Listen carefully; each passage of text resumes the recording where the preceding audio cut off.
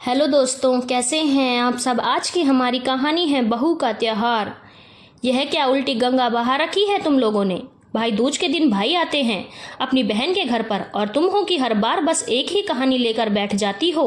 कोई जरूरत नहीं मायके जाने की। हर बार तुम्हें पता है कि यही जवाब मिलता है, फिर भी पता नहीं किस मुंह से पूछने बैठ जाती हो। लेकिन अमित, समझो तो सही, हम 3 बहनें हैं और नितिन इकलौता भाई कहाँ कहाँ घूमेगा। हम सभी बहनों का ससुराल शहर के 3 कोनों पर है। बेचारा सुबह से शाम तक एक से दूसरे, दूसरे से तीसरे घर पर जाने में ही परेशान हो जाएगा। तो इससे मुझे क्या। देखो, त्योहार का तो यही नियम होता है कि भाई घर पर आना चाहिए तो वही आएगा, तुम कहीं नहीं जा रही हो। लेकिन बुआ जी और रुचि भी तो। अब तुम क्या अपनी बराबरी मेरी बुआ जी और बहन से कर रही हो। वो दोनों आएंगी, इसीलिए तुम्हारा घर पर होना बहुत जरूरी है। त्योहार के दिन बहू घर में रहे वही अच्छा होता है। अभी तो मैं ही जवाब दे रहा हूँ, एक बार मम्मी से पूछ कर देखो तो पता चल जाएगा। ऐसा कहकर अमित जोर से दरवाजा पटकते हुए कमरे के बाहर चला गया और तन्वी वहीं चुपचाप बैठी देखती रह गई। हर बार का यही था, भाई दूज या रक्षाबंधन, ये 2 त्योहार जब तक जानवी की आंखों में आंसू न लाएं तब तक पूरे होते ही नहीं थे। दरअसल तन्वी अपने मायके में 3 बहनें और 1 भाई है। तीनों बहनों की शादी शहर के 3 अलग अलग कोनों में हुई है। ऐसे में नितिन के लिए बहुत मुश्किल होता है कि वह तीनों बहनों के घर पर जाए। यह तो नितिन के दोनों साले समझदार हैं जो सुबह 8 बजे तक आ जाते हैं ताकि दोनों जल्दी फ्री हो सकें और उसके बाद नितिन अपनी पत्नी के साथ बहनों के घर जा सके। पर त्योहार के दिन तो तुम दोनों की ही रेल लग जाती थी। त्योहार का दिन तो सुबह से शाम तक इसी में, कभी इधर से उधर में ही निकल जाता था। कई बार अपनी बहनों को कह चुका है कि तीनों एक साथ आ जाया करो तो एक साथ मिलना भी हो जाएगा और त्योहार भी बन जाएगा। इस बहाने मायके भी आ जाओगी। पर सिर्फ बहनों के बस की बात होती तो समझ में आता, आखिर ससुरालियों को तो समझना चाहिए। खैर, तन्वी कमरे के बाहर निकली तो देखा सासू माँ भी मुंह फुलाए बैठी हुई हैं। शायद अमित के चिल्लाने की आवाज बाहर तक सुनाई दे रही थी। कैसी बहू है आजकल की, त्योहार के दिन ही मायके जाने की सोच रही है। इतनी सी भी समझ नहीं है कि त्योहार पर बहुएं मायके में नहीं बल्कि ससुराल में सुहाती हैं। यहाँ कोई मेहमान आएगा तो क्या सोचेगा, कितना काम होता है। घर में बहू मायके जाकर बैठ गई। सासू माँ का बड़बड़ाना जारी था। तन्वी चुपचाप अपने कामों में लग गई। थोड़ी देर बाद में ननद और बुआ सास भी आ गईं और भाई दूज का प्रोग्राम शुरू किया।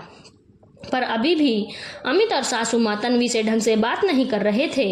इतने में तन्वी की भाभी का फोन आया जो बता रही थी कि नितिन की तबीयत थोड़ी खराब हो गई है। थोड़ा आराम करने के बाद वो शाम तक तुम्हारे घर पहुंच जाएंगे।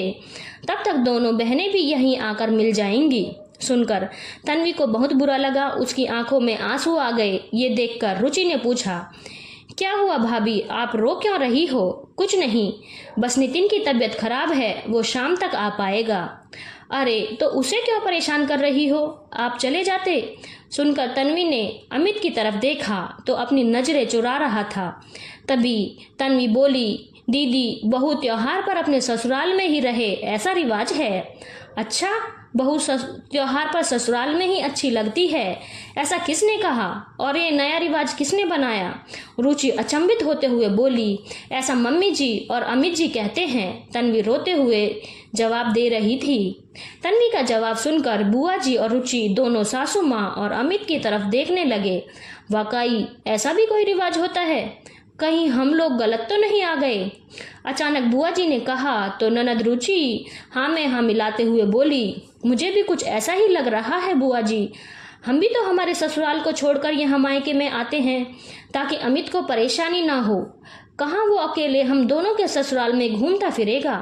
लेकिन हमें तो पता ही नहीं था कि हमारे मायके वालों की सोच ऐसी है। और अगर ऐसा ही है तो अगली बार से आप लोग हमारे घर आ जाइएगा। आखिर हम भी तो बहुएं हैं, अपने ससुराल को छोड़कर आती अच्छी नहीं लगेंगी। अरे नहीं नहीं, मुझे माफ कर दो बुआ जी, मैं अकेले कहाँ कहाँ घूमूंगा। और कम से कम इस बहाने आप लोग एक साथ मायके में आ तो जाते हो और आपका मिलना भी हो जाता है। अलग अलग के चक्कर में तो सिर्फ मैं ही आप लोगों से मिल पाऊंगा। आप दोनों और मम्मी तो आपस में मिल भी नहीं पाओगे। अचानक अमित बीच में बोला, अच्छा, अपने पर आई तो तुझे ये सब चीजें नजर आने लगी? तो क्या रुचि अपने परिवार वालों से मिल पाती है? उसकी मम्मी के भी अरमान होंगे कि सब एक साथ मिले। फिर यहाँ काम कौन संभालेगा? अचानक सासू माँ ने कहा, अरे तो हम कौन सा पूरा दिन भर यहाँ रहते हैं? अगर सुबह सुबह आ जाया करेंगे तो शाम को ये अपने मायके चली जाया करेगी। टाइम का एडजस्टमेंट तो करना ही होता है ना कि बहानेबाजी करने से टाइम एडजस्ट होता है। क्या हमारी नंदे नहीं हैं? हम भी तो ससुराल में टाइम एडजस्ट करके आते हैं। त्योहार पर सबको खुश होने का हक होता है। अपनी बुआ जी की बात सुनकर अमित खुद पर शर्मिंदा हुआ। अचानक तन्वी से बोला, ठीक है, मैं नितिन को फोन करके कहता हूँ कि हम लोग शाम को वहीं आ रहे हैं, वो परेशान ना हो। हाँ, यह हुई ना बात। त्योहार को त्योहार की तरह ही खुशियों से मनाओ, किसी का मन दुखी करके नहीं। अपनी बहू को मना करने से पहले एक बार सोच लो कि तुम्हारी भी बेटियां किसी और के घर की बहुएं हैं। बुआ जी अमित को समझाते हुए बोली, अरे हाँ बुआ जी, अब तो समझ गया, गलती के लिए माफ़ कर दो। कहते हुए अमित ने हाथ जोड़ लिए। शाम को जब तन्वी अपने मायके पहुंची, सब लोग वाकई बहुत खुश हुए। आखिर एक साथ पूरा परिवार कितने दिनों बाद मिला था। धन्यवाद दोस्तों। अगर आपको कहानी अच्छी लगी हो तो चैनल को लाइक, शेयर और सब्सक्राइब करना ना भूलें।